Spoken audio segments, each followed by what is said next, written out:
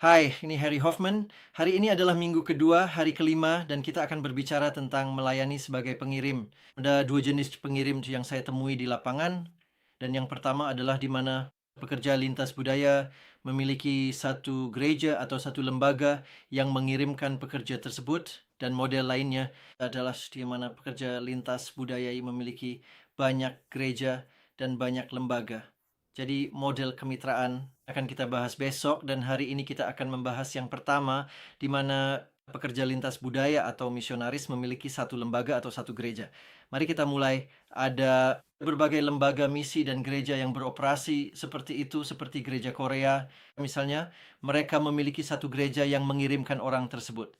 Singapura memiliki pengalaman serupa di mana Anda memiliki satu gereja sebagai misionaris dan Anda diutus. Organisasi misi seperti Lembaga Misi Norwegia, Baptis Selatan di AIS, dan bahkan World Vision sampai batas tertentu, di mana mereka memiliki orang Kristen Injili dengan pola pikir misionaris yang dipekerjakan oleh organisasi tersebut. Anda memiliki satu organisasi yang mengirimkan orang, pasangan, atau keluarga. Dalam model ini, pekerjaan yang dilakukan orang biasanya ditentukan oleh organisasi tersebut. Mereka memiliki sumber daya, mereka memiliki jaringan, dan kemitraan biasanya berlangsung selama 2 tahun. Orang-orang yang terkait dengan proyek dipekerjakan untuk jangka waktu 2 tahun, dikirim ke luar negeri, dan setelah 2 tahun mereka kembali.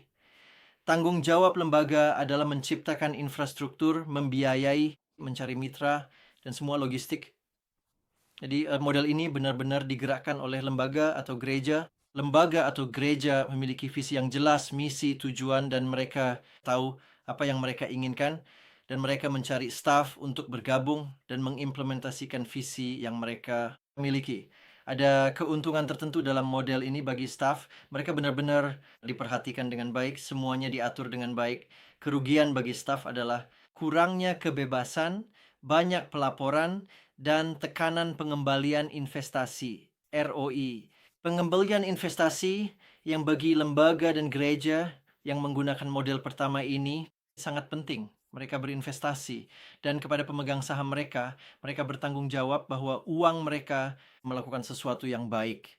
Jadi misionaris di luar sana Anda perlu menulis banyak laporan tentang apa yang telah dicapai, apa yang telah dilakukan, berapa banyak gereja yang telah didirikan, berapa banyak orang yang telah dijangkau dengan Injil, dan berapa banyak jika Anda bekerja di kalangan orang miskin dan membutuhkan. Berapa banyak orang yang telah Anda layan, dan seterusnya, sebagai bukti bahwa uang itu sepadan dengan investasinya. Bahkan di ladang misi, Anda bertemu dengan dua jenis orang ini.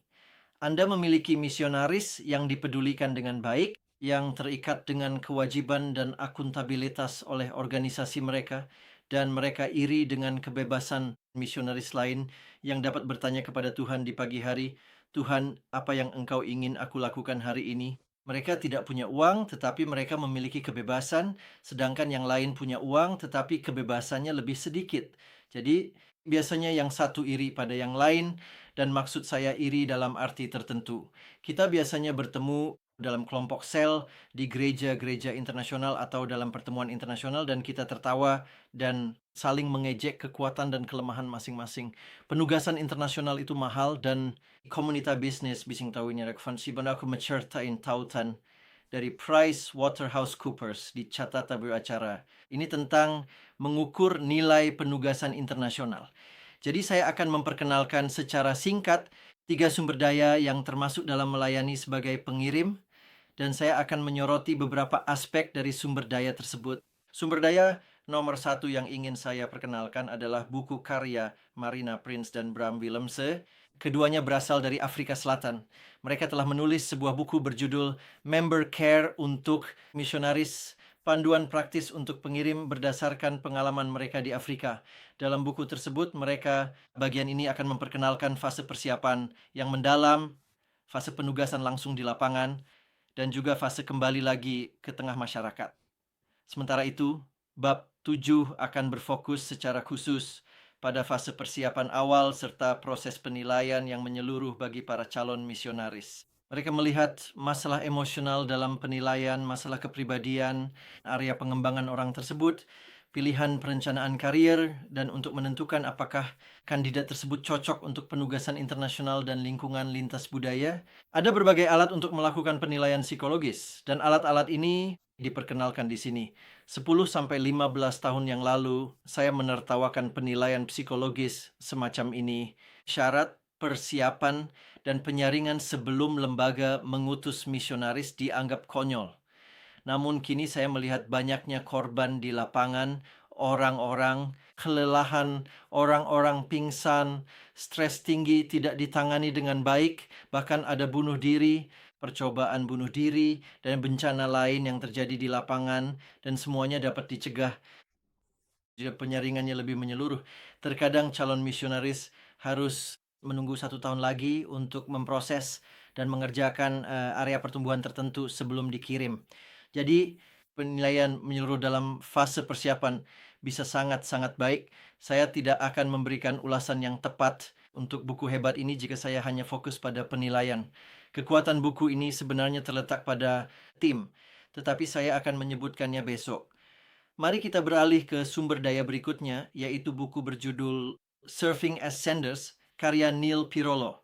Neil dalam bukunya berfokus pada 6 mekanisme dukungan yang berbeda. Dukungan moral yang seperti, ya kamu bisa melakukan ini, ya seperti penyemangat, ya kamu bisa melakukan ini. Ini adalah dukungan logistik, dukungan finansial, dukungan doa, dukungan komunikasi, dan dukungan masuk kembali. Saya ingin sedikit menyoroti dukungan logistik. Sebagai bagian dari dukungan logistik, Neil menyebutkan urusan bisnis. Seseorang perlu menangani keuangan Anda di rumah, seseorang perlu menangani pajak Anda di rumah. Gereja dan lembaga pengirim dapat melakukannya. Seseorang perlu menangani kesehatan Anda, asuransi kesehatan, apakah Anda sehat, apakah Anda melakukan pemeriksaan kesehatan, apakah Anda sudah divaksinasi, dan lain sebagainya. Sebagai orang beriman, kita cenderung berpikir dalam skenario terbaik dan melihat masa depan yang cerah. Tetapi sebagai organisasi dan gereja yang sedang berkembang, kita perlu berpikir dalam skenario terburuk dan mengatasi skenario terburuk tersebut, serta membuat kebijakan dan langkah-langkah sebagai rencana darurat untuk menanggapi skenario terburuk. Dan itu membawa saya ke sumber daya terakhir saya hari ini, yaitu Code of Good Practice, kode praktik yang baik, oleh People in Aid, prinsip ketujuh, yaitu tentang kesehatan, keselamatan, dan keamanan. Mereka menulis bahwa keamanan, kesehatan, dan keselamatan staf kita adalah tanggung jawab utama organisasi kita. Keselamatan, keamanan, dan kesehatan adalah tanggung jawab utama organisasi dan gereja yang sedang berkembang.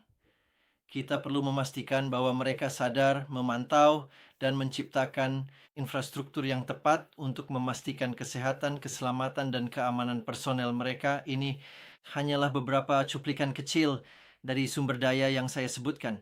Anda dapat menemukan tautan untuk membeli atau bahkan tautan PDF di bawah ini.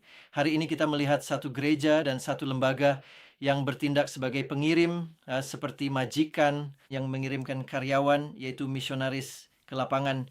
Besok kita akan melihat model kemitraan, di mana Anda memiliki beberapa gereja dan beberapa pusat serta sumber daya lain yang mengirimkan misionaris ke lapangan, dan saya berharap dapat berbagi tentang hal itu. Sampai jumpa besok, selamat tinggal,